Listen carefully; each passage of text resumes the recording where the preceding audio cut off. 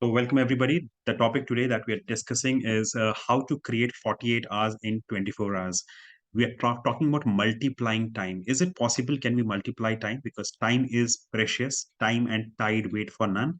And we have been knowing that if we can control our time, if we can manage our time properly, success achieves us. We become a magnet for success. Success keeps on looking for us. So, how can we create that kind of a time in our days? Because it's very difficult. Looking at the statistics, this is the very disturbing statistic that 85% to 90% of the students in today's date are postponing things for future.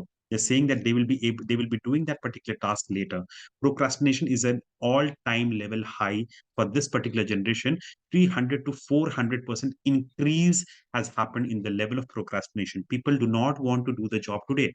They're always on the run for time. They don't have time for friends, for your family, for your work. It's a very messy time that we are living together, into today's date, because we are not able to manage our time properly.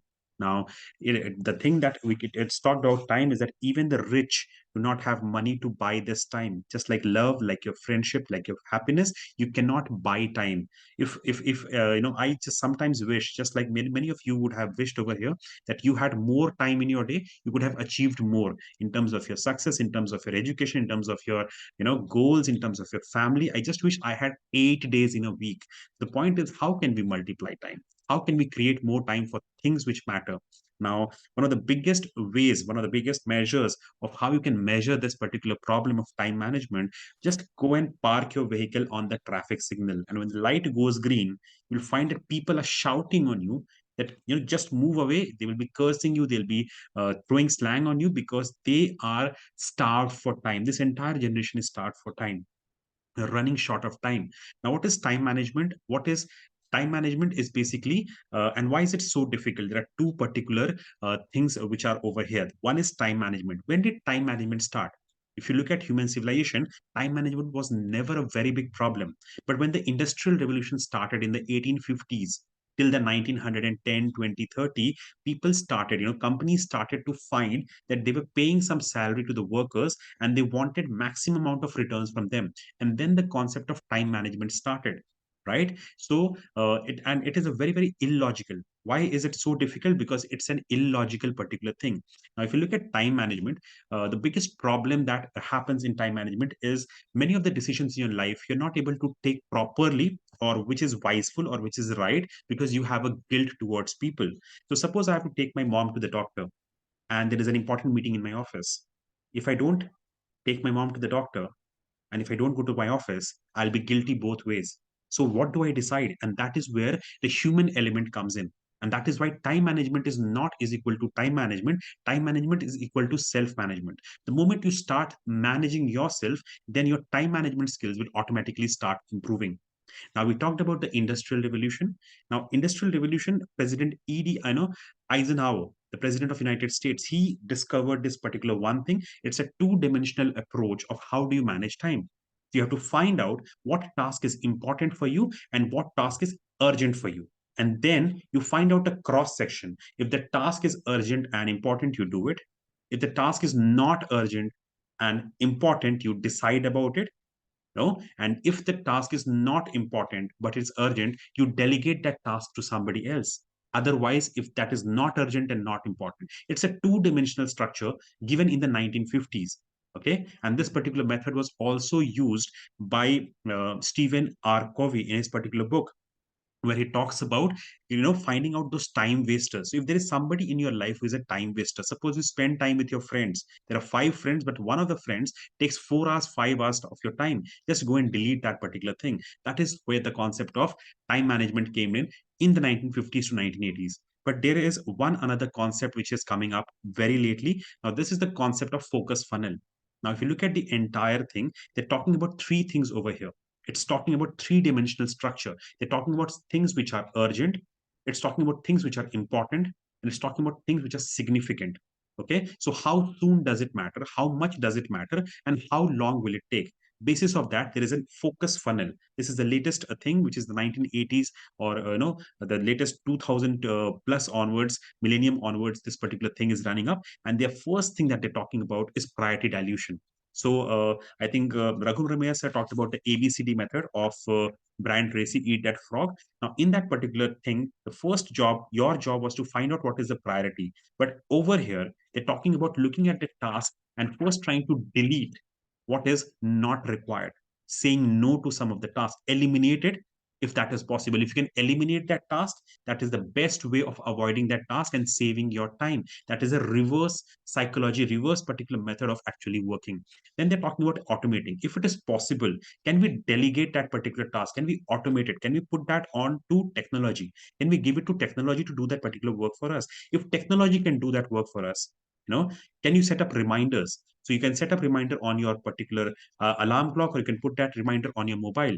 Can somebody remind you? Can you automate things? If you can automate things, just go and automate it. Do not time waste on that particular thing. Third one is delegate.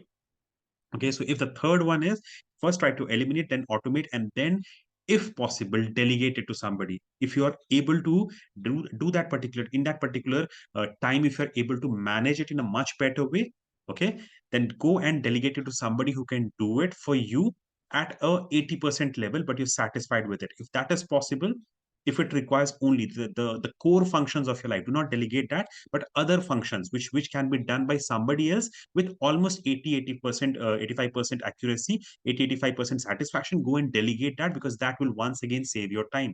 Many of the bosses, they delegate the work to the juniors only for this particular reason. Okay, and then finally the task has come up. Now you have to decide, depending upon the significance of the task, whether you want to concentrate on it right now to do it, or you want to procrastinate so that it can be done later. So this is the latest focus funnel that the latest time management gurus are propounding.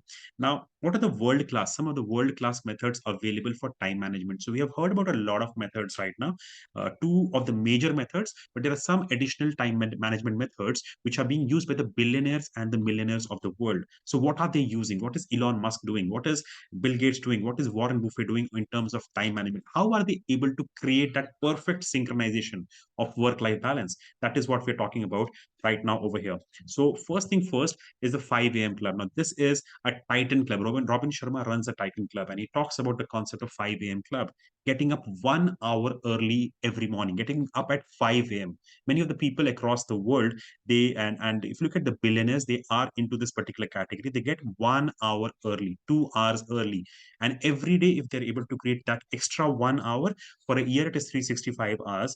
If you get 2 hours early, if you're getting up at 7 a.m., if you're getting 2 hours early, that is 700 particular number of hours that you're creating in a particular day, in a particular year. And you can think about your productivity, which will shoot up like anything. This is a method of the billionaires. Now, eat that frog is also a very, very important concept. Raghu sir talked about it, that whatever is the most difficult, which is the most complicated part of your task, go ahead and do it first thing in the first place. Then you will be feeling a lot lighter in terms of the big task, and you'll be able to go ahead and do it. So if you're studying, if there is a particular topic which is very boring, very time taking, complete that first. That is what Brian Tracy talks about, and many of the leaders complete that as a first priority. Now, there's a particular concept. This is a book by Derek Sivers, and he talk about the concept of start saying no. He says that either that particular job, either that particular topic is hell yeah, if you want to do it, if you absolutely want to do it, or you just playing with it. So if you're absolutely clear that this is one thing that you want to do, only then go ahead and do it. Otherwise, point blank, start having the habit of saying no. So if it is hell yeah, it's okay. Otherwise, go and say no. It does not matter at the end of the day, because you're saving a lot of your time. And this is a good bestseller on this particular topic. Now, this is one concept which elite performers, they perform. It's called the concept of highlighting your day. 97% of the people do not highlight what is very, very important. I think Saurabh Vera was talking about the concept of to-do lists. If you're not having a to-do list, and I think and Humayu was also talking about the to-do list. If you don't have a to-do list, and the to-do list has to be prepared one night before the next day begin, or maybe in the morning. If you don't have that, and if you have not highlighted, which is the most important task, that is a non-negotiable, definitely you will be missing on that particular task. And this is the method of the elite toppers. Now, there are four concepts over here which are very, very important. First one is time logging. Now, what is time logging? Time logging is basically trying to identify where are your biggest time wasters. So if you're not writing things down, the things that you can write down, the things that you can measure can be improved. So, are you measuring your time? Where is your biggest time waster coming up from? Where are you wasting your biggest time? Is it emails? Is it internet? Is it, if you do not know what is your biggest time waster, how will you be able to eliminate that? That is time logging. The second one is time blocking. So, suppose I want to read a particular book and I want to complete, as Vikas Kushwaha said some time back, he wants to complete that particular book in just by 15th of January. So if he has to create time blocks that, okay, every morning while I'm having my tea, 1 hour I'll be reading. That is time blocking. So from 7 to 8 every day for the next 15 days, I'll be, reading this book. Only then I'll be able to come. That is called time blocking. And there is a concept of time boxing. Now, this is a method which is used by Elon Musk. So what he does is he boxes the time for 15 minutes block. So on a daily basis, he conducts 10 to 20 meetings. Okay. And all of those meetings are of 15 minutes each. He will not give more than 15 minutes to that particular topic. So suppose there is a marketing meet that is happening over there with his team. He will not spend 15 minutes. If it is more than 15 minutes, he will start shouting on the managers that you have not done your meeting properly, you have not done your research properly. Go and come back again tomorrow, but not today, because I have boxed my time, not beyond this particular time. This is one another strategy which you can start using in your life. And then there is a concept of time batching, that try and complete all the tasks which are related in one given time, because in that way you're saving a lot of your energy, efforts, and time. That is also which can happen if you time batch your entire thing. Now, talking about time, the topic of Parkinson's law applies over there. Work expands to fill the time. So suppose you have got 3 hours to clean your room, or you've got 30 hours. It will all matter, whether how serious you are about that particular thing. The same job can be done in 3 hours and the same job can be done in 30 hours. So it's just a matter of priority. I think somebody talked about the concept of setting deadlines. I think it was Humayu who talked about the concept of setting deadlines. If you're not setting deadlines, then the work will not get completed. It will keep on continuing perennially. Okay. Now it's very, very important when you're setting some time goals, you have to also reward yourself. The Pomodoro technique talks about it. If you're not rewarding yourself, that if I complete this entire day properly, on the weekend I will do A, B, C, D, E. If you're not rewarding yourself, your mind will not be focused on getting the time management properly. Now, there's a concept of deep work. Now, deep work talks about when you are focused absolutely, you go into a flow state. This is a concept by Carl Newport, that you have to go into the flow state. And when does the flow state happen? When you're absolutely focused without distraction on only one particular job. Many of you talked about the concept of multitasking. It is a strict no. Just focus on one task. Again, the topic of 85% rule, do not focus on perfectionism, because you will not be able to get your work done in bulk in that particular case. This is another concept which is used in the checklist manifesto given by Dr. Atul Gawande. Now, he is a surgeon, and he used to observe that while doing his surgery, suppose he's doing a heart surgery, and there are 85 types of knives and scalpels and instruments required for the operation. Many of the times it used to happen that it's a life and death situation at the operation table, and many of the nurses were not able to bring that particular exact scalpel that is required. Even a millimeter can create a difference. Then he created this particular book, which is called Checklist Manifesto. So you can create a checklist of what are the things required for doing a particular task together. And suppose you're going for a trip, suppose you're going for work, suppose you're going for office, and you miss a particular charger, or you miss a particular pen, or you miss a particular passport or ID, it can create a swirling whirlwind effect, and it will waste a lot of your time.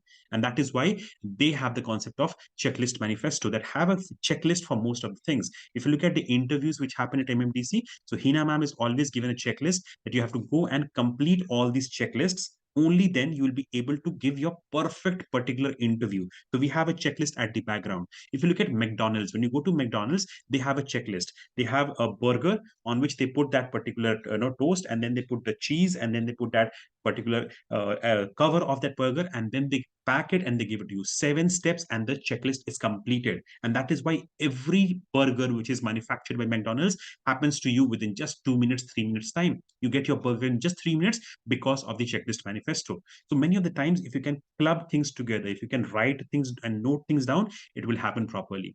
Now, it's also very, very important to understand your biological prime time. What is the prime time? Some people are, night owls, and some people are early risers. What is your category? Are you more productive in your day, or are you more productive in the evening? Depending upon which biological clock you follow, okay, your mind follows, or you follow, or you are more peak productive at which time. Find that out, and accordingly put that particular most important task at that time. If you can do that, you'll be able to reach your peak level. You'll be taking less time to complete the task, and your work will get done with 100% satisfaction. Last but not the least, you have to understand that we are not human. We are not robots. We are human beings, and we need to be resting, rejuvenating, and refreshing and recharging. If we are not doing that, definitely will not be able to give our best shot to that particular work that we are actually thinking about.